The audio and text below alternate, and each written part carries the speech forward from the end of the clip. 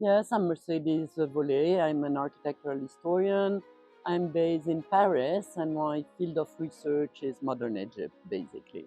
So, why is it important? Because there is a lot of it, and it's mostly not understood properly.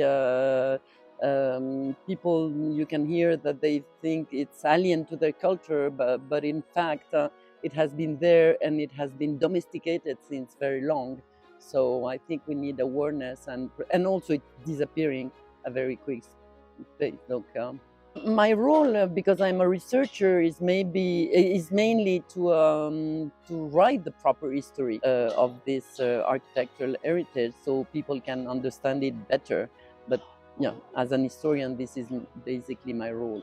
If there is awareness about the problems, yes, I think everyone is aware, but then you have other constraints. You have money constraints, you have expertise constraints. For example, I have an Egyptian colleague who thinks that the problem is education, that architects are not trained to deal with modern heritage, and they need to be trained to do better preservation work. So I think what is very interesting in this event is that we covered very different things, not only architecture per se, materiality, but also social change, social life, and many other things. So I think it's history, also sociology. So yeah, I think this diversity is good.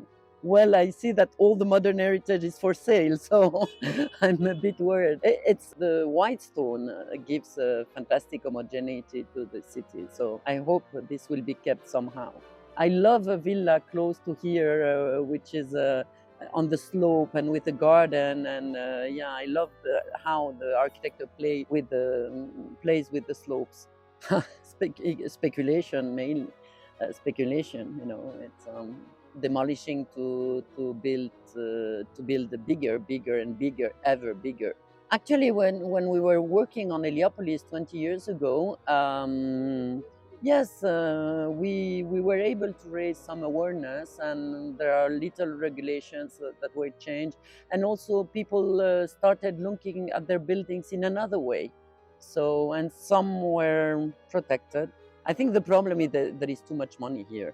For example, we were discussing with Jad that in fact the rent control, when you paid very little money, not good for owners, but it protected, froze architecture for many years. So now, of course, we have to defroze that architecture, but still, we need more knowledge. We really need more knowledge.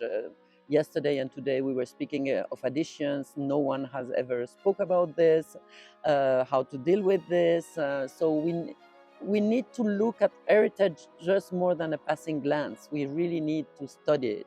And I think that in this production of knowledge with archives, with speaking with people, with reading history, we will understand it better, so get better attached or more attached to it. And then